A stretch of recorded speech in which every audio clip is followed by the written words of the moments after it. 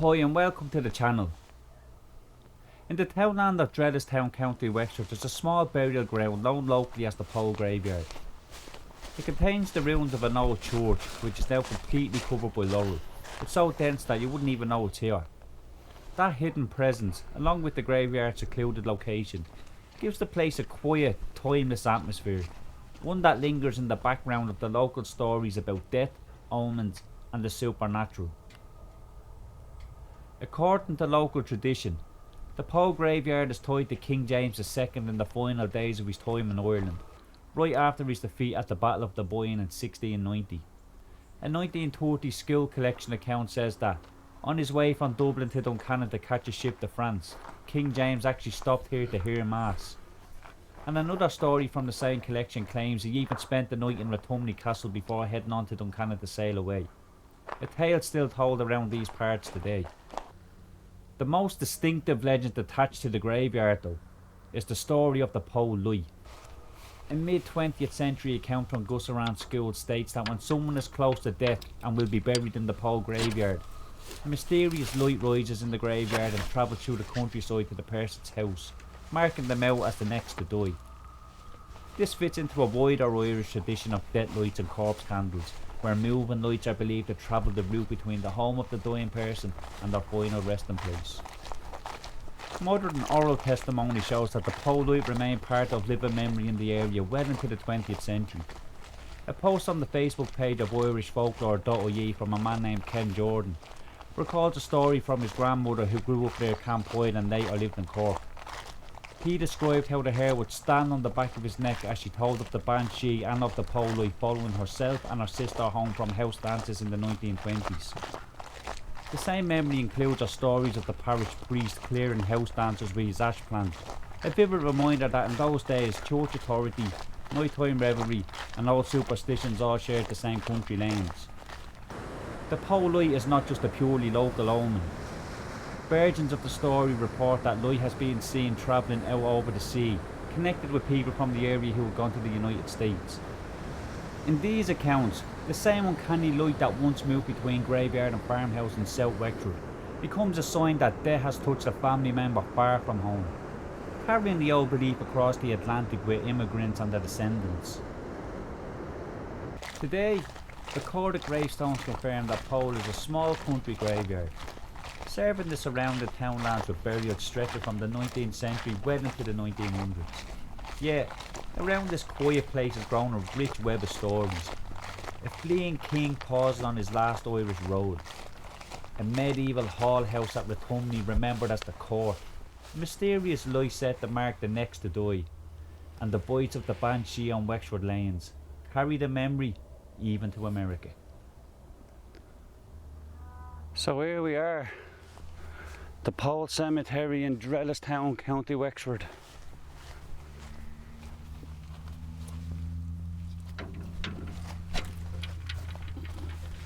And let's go in and see what we find. But we can tell straight away it's very overgrown, long grass. So some of it seems very difficult to get into. Now there's a nice headstone there.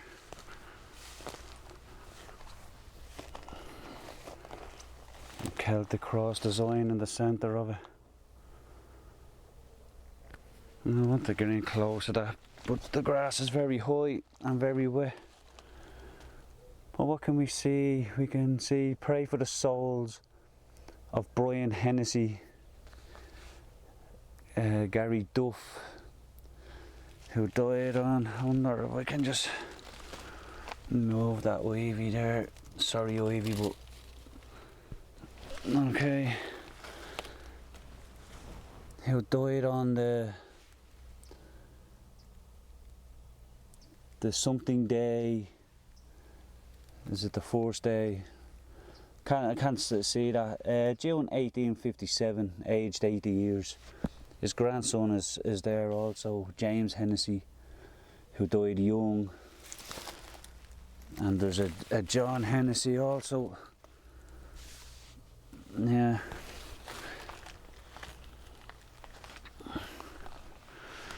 And this, we can see down the back here we've another two, but it's a literal jungle to get through to them. But you know what, we're not going to let that stop us. Let's find a way through. Okay, so we're in. And again, ivy just taking over the stone there, preventing you from reading it. I wonder if we can remove some of that. It's really on there.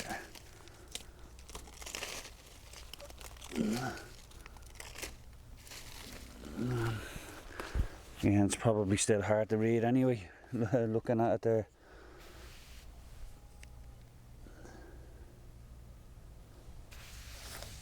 Our dear parent, is that what that says? Parents, Bridget Duffin, Drealistown, died 28th of November 1936. It looks like age 69, but I can't be positive on that. And John Duffin died 2nd, it looks like May, or the 25th of May, looks like 1847, and it looks like he died at age 87. And their grandchild, who died young, Patrick Duffy, their son Patrick Duffy, too. Yeah, I can't really make the end of it out. Anyway, we'll just have a look at this stone beside it as well.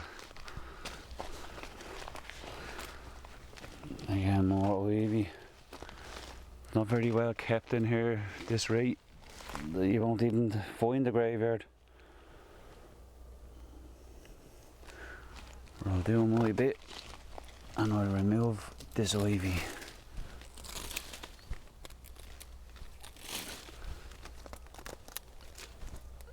The best I can anyway. Breaking off there. But again, we'll have difficulty reading that. I actually don't have my torch with me today.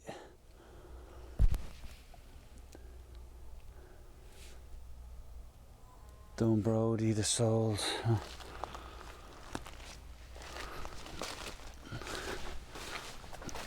Right, so there's a church in here. Well, the ruins of.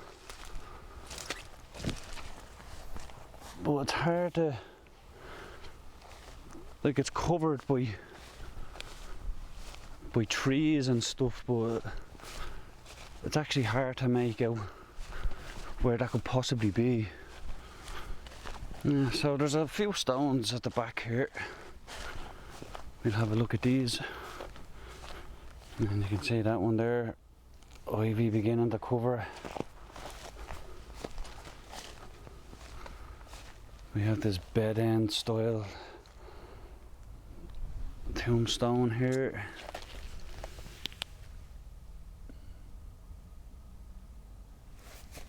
Very faded. If we could make a name even. Here lied Margaret Power, I think. And there's nice detail on this stone here. The Sacred Heart at the top. Erected by Patrick Power of Clongeen in memory of his sister Joanna Power, who died 20th of March 1848, aged 26 years. Also his mother Anne Power, who died 10th of November 1864, aged 80 years. Also his sister Bridget Power, who died 21st of February 1914, aged, it looks like 83. Also his brother John Power, who died the 31st of March 1918, aged 93 years. And then beside that we can see we've got a very old stone I mean, it looks like it could be 1700s, but there's definitely no way of telling.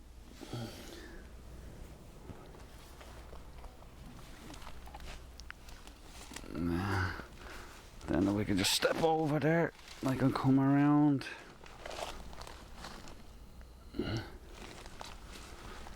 And then here we have,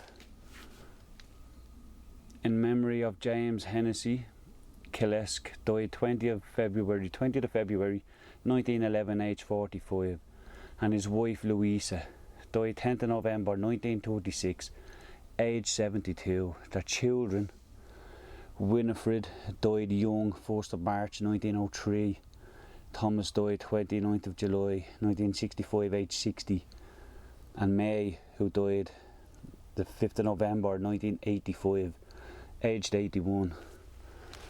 And then I didn't notice that there first, but we've actually got a stone leaning forward there, but there's no chance of reading anything on it. There's nothing on it there to be read. And then we've got this tabletop tomb here beside us. Again, there's no way of knowing who it's for.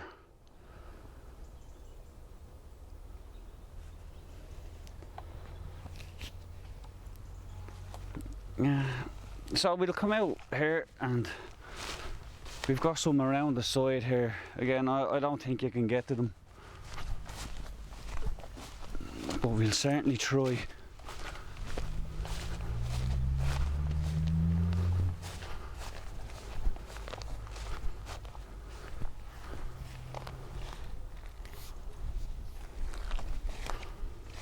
Yeah, it's a jungle.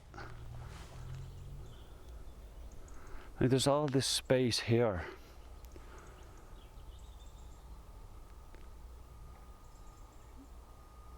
You know, you wonder.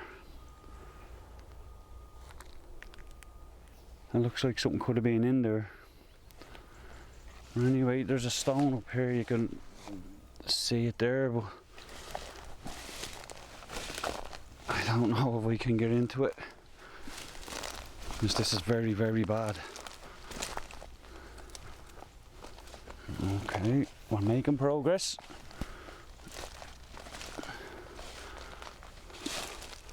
Okay, there's 4 right there.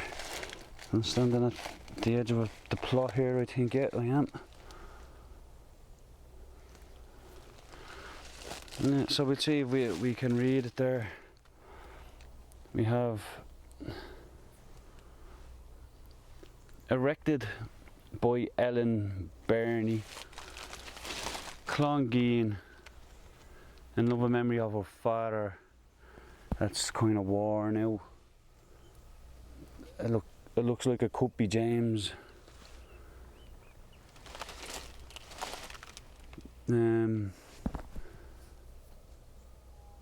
Yeah, died November 1890 something, I think, age 65, and her must be mother and aunt there, but yeah, it's too difficult to read. You can just make out parts of it, but there's the Ellen Devereux.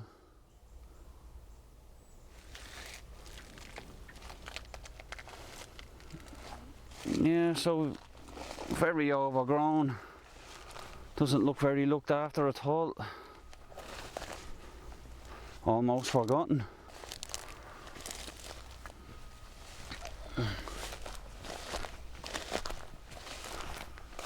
It's pretty small. No, not many graves in here. No, there's flowers.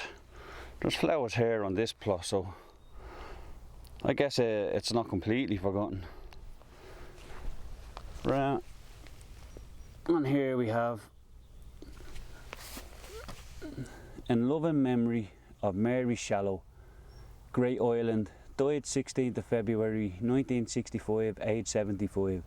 Her aunt Bridget Roach died 15th of July 1926, age 77. Also her son William died 16th of August 1978, age 63. Also her son James Shallow, Great Island, died 24th of July 1990, age 79 years, erected by her son Aidan. Also her son Aidan Shallow, died 24th of December 2006, aged 83. On Christmas Eve, there's always a bit of sadness about that. And then we have another stone here from Great Island in memory of Mary Lennon, Great Island.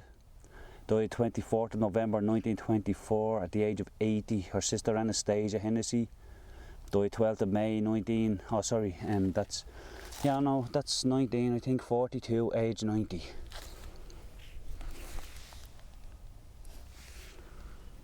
Yeah, and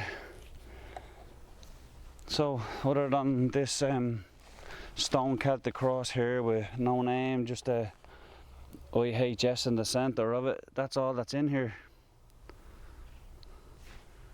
So that concludes our video of Poul Graveyard. Thanks for joining us on this expedition. Appreciate you being here. And if you like this kind of content, give us a like and a subscribe, we'd really appreciate that. And tick the notification bell so you can join us on all our future expeditions. This is John from Grave Expeditions, and thanks for watching, and we'll catch you on the next one.